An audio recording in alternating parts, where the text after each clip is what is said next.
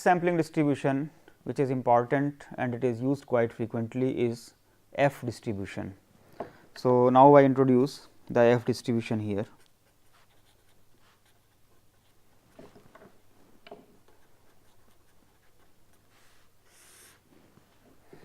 Let y1 and y2 be independently distributed random variables.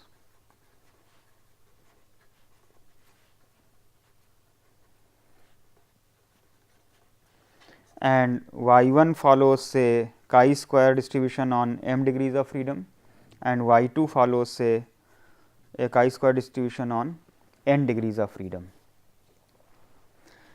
Then if we define a variable called u as the ratio of this y1 and y2, but divided by their degrees of freedom, that is y1 by m divided by y2 by n, that is basically becoming n by m y1 by y2.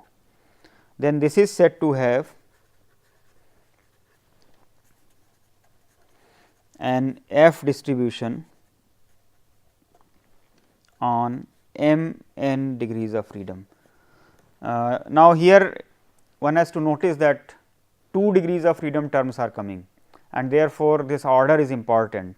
If I am having a numerator chi-square variable as m and the denominator chi-square as n, then we will write the ordered pair m n. That means, if I write n m, it will denote a different F distribution. Now, by our theory of transformation of random variables, u is a function of y1 y2, therefore, I can use a new dummy variable v and find out the joint density of u and v to derive the probability density function of u. So, for that purpose we write the joint distribution of y1 and y2. The joint density of y1 and y2 is f of y1 y2. So, basically we multiply the individual densities of y1 and y2, which are basically chi-square densities on m and n degrees of freedom. So, if we combine the coefficients 1 by 2 to the power m plus n by 2, gamma m by 2, gamma n by 2, e to the power minus y1 plus y2 by 2, y1 to the power m by 2 minus 1, y2 to the power n by 2 minus 1, where both y1 and y2 are positive. So, we consider the transformation in which u is this variable. So, consider the transformation u is equal to n by m y1 by y2 and v is equal to say y2. So, the inverse transformation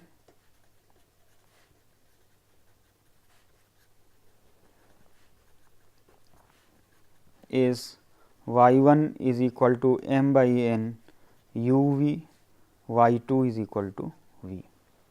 So, the Jacobian of the transformation can be calculated as m by n v, m by n v u 0 1, which is basically m by n v, and since the terms are positive. So, absolute value of j will also be the same. So, the joint density of u and v is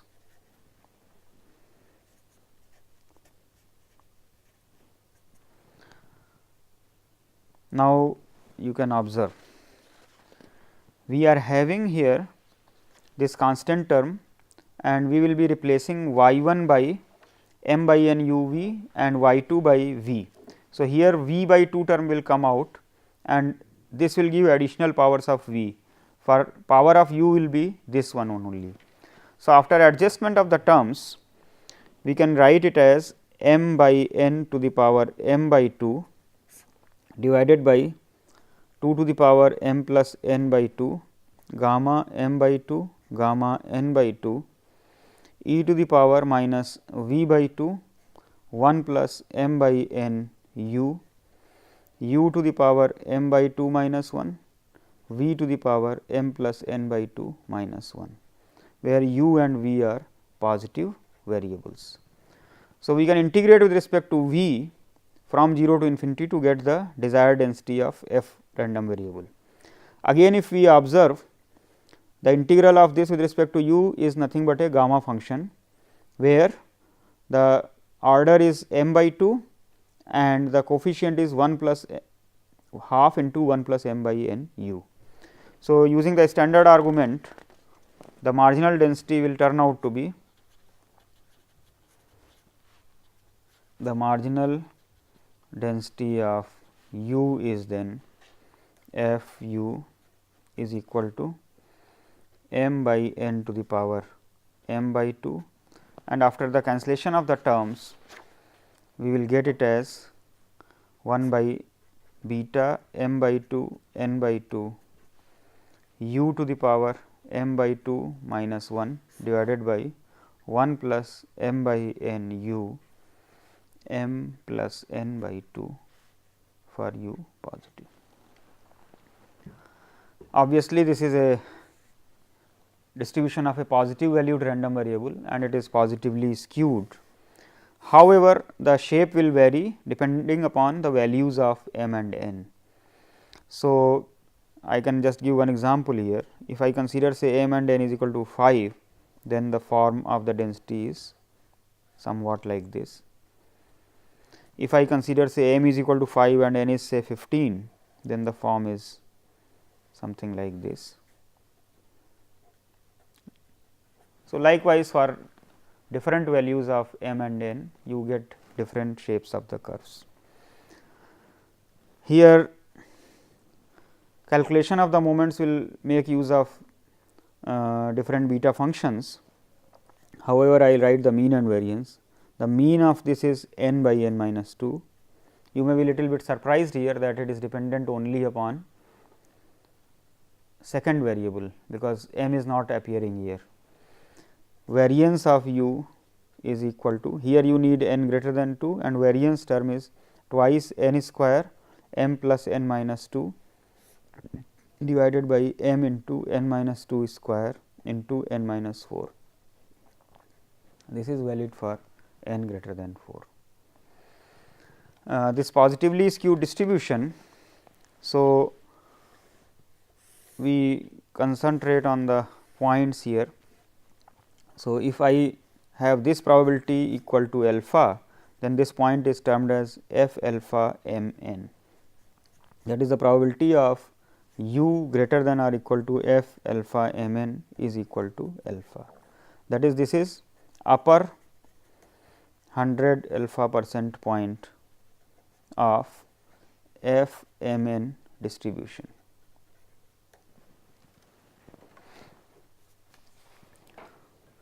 Now, by the definition of this f variable, it is clear that if I have u following f m n, then 1 by u will follow f n m, because 1 by u remains a ratio of chi square variables divided by their degrees of freedom. However, the numerator degrees of freedom have gone to the denominator and the denominator degrees of freedom have gone to the numerator. So, this becomes f distribution on n m degrees of freedom. So, we can derive a formula for the points of f distribution. So, we defined that f alpha m n is the upper 100 alpha percent point of the f distribution on m n degrees of freedom. So, probability of u greater than or equal to this is equal to alpha. So, if I write it as probability of 1 by u less than or equal to 1 by f alpha m n, then this 1 by u is a f n m variable, that is, this is probability of some v less than or equal to f alpha m n, that is, this v is f n m variable. So, if I am saying that v greater than 1 by f alpha m n, this equality or inequality does not play any role here because of this continuous distributions. So, I am saying probability v greater than or equal to 1 by f alpha m n is equal to 1 minus alpha, but V is f n m distribution. This implies that f 1 minus alpha n m is equal to 1 by f alpha m n. This relationship is used for calculation of the percentage points of the f distribution, and generally the tables are, because here it is a 2 dimensional table, you have m and n both varying, and therefore, only for selected values of alpha the tables are given. Now, if they are given for say alpha is equal to 0.05 or alpha is equal to 0.1, then 1 minus alpha becomes 0.95 and 0.9 respectively. So, those tables can be automatically derived from the tables of 0.05 and 0.01 values, etcetera. Now, we look at that how in the sampling it arises. So, if we consider say a random sample say x 1, x 2, x m following normal mu 1 sigma 1 square, and say y 1, y 2, y n be a random sample from normal say mu 2 sigma 2 square. And also I assume that these samples are taken independently. Let us define the quantities, say S x square as m minus 1 by m minus 1 sigma x I minus x bar square I is equal to 1 to m, and say S y square as 1 by n minus 1 sigma y j minus y bar square.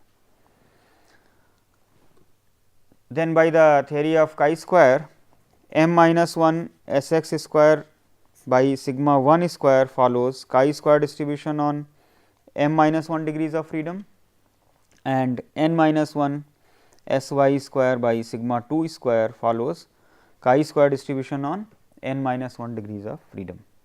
Let me call it say u variable and this as the v variable. Then if I take the ratio u divided by m minus 1 divided by v divided by n minus 1, then this is nothing but sigma 2 square by sigma 1 square S x square by S y square, that follows f distribution on m minus 1 n minus 1 degrees of freedom. So, this relationship or this result is used quite frequently in drawing inferences on ratios of the variances, because ratios of the population variances and ratios of the sample variances is occurring here. Another relationship which is coming here is that if say t follows t distribution on n degrees of freedom, then t square follows f distribution on 1 and n degrees of freedom. One can prove it by direct transformation by writing down the density of t and making the transformation u is equal to t square there, and write and compare with the forms of the densities. However, one can look at an easy representation. See, we can write t as x divided by root y by n, where x is a standard normal and y is a chi-square variable. So, if I look at t square, that is x square by y by n. Now, this x square will be chi-square on 1 degrees of freedom and y will be chi-square on n degrees of freedom. So, this is nothing but the definition of an f variable on 1 and n degrees of freedom. Sampling distributions are extremely useful in statistical inference and they are used all the time. I will give a couple of applications here.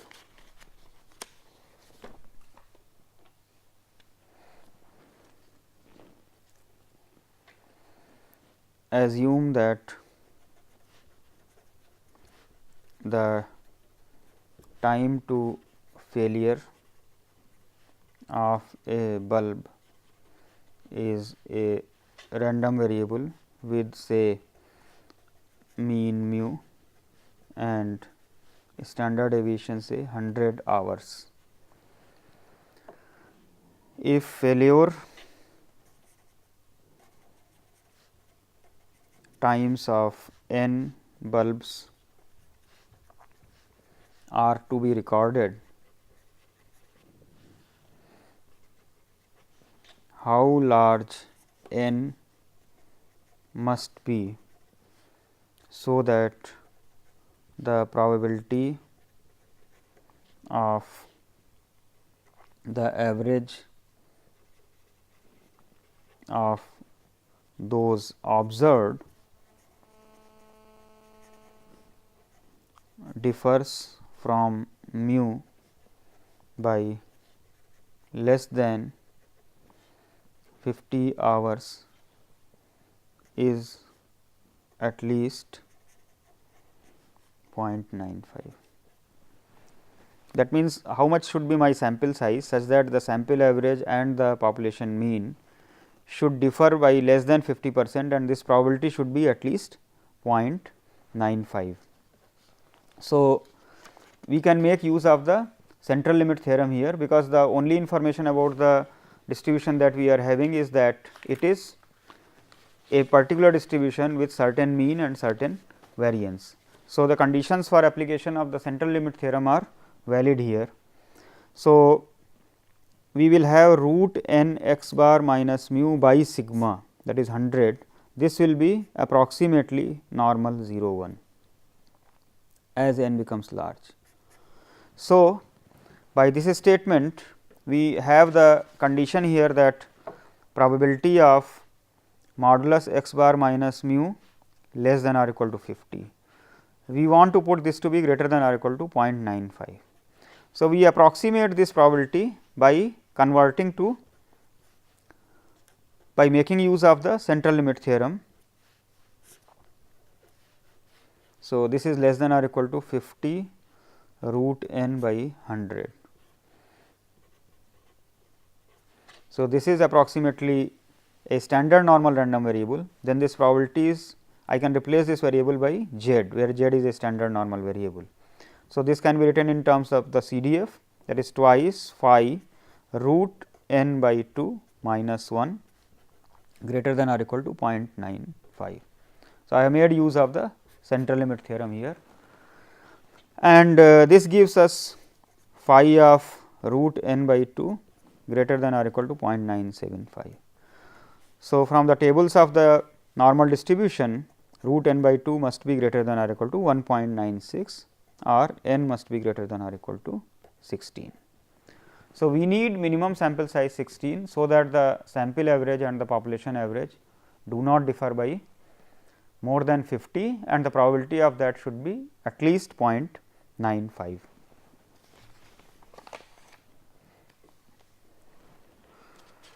Let me give one more problem here.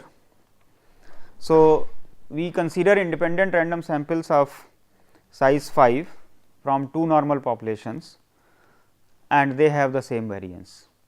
So, what is the probability that the ratio of the larger to the smaller variance exceeds 3? So, this problem is important in the following sense. See, we have taken two samples from the same population. Now, we want to check whether there is too much variability in the sampling process. So, we look at the variances of the two samples, and one of them will be naturally larger and one will be smaller. So, we are saying that the ratio of the larger to the smaller exceeds 3. What is the probability of this event? So, if we write in terms of S 1 square and S 2 square, basically we are requiring here what is the probability that S 1 square by S 2 square is either greater than 3 or S 1 square by S 2 square is less than 1 by 3. What is the probability of this? Now, if we have taken the samples of size 5 each, then by the formula that n minus 1 by m minus 1 S 1 square by this one, we get that S 1 square by S 2 square follows f distribution on 4 and 4 degrees of freedom. That means, for calculation of this we have to look at the either the tables of F 4 4 or we write down the density of F 4 4 here. Fortunately, the density of F 4 4 becomes a quite simple form. So, we can write this as 1 minus probability 1 by 3 less than or equal to S 1 square by S 2 square less than or equal to 3, and this turns out to be 1 minus 1 by 3 to 3, and the density function of f 4 is 6 x divided by 1 plus x to the power 4. So, this integration can be done easily and the value turns out to be 0.3125.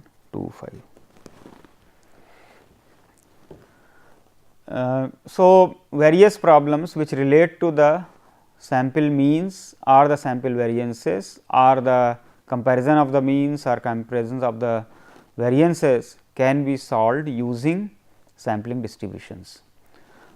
In the portion of point estimation, confidence interval estimation and testing of hypothesis, we will have frequent uses of these sampling distributions. So, in particular we have considered normal distribution itself as a sampling distribution, because for the large samples any sample mean will be approximately normally distributed under certain condition of course.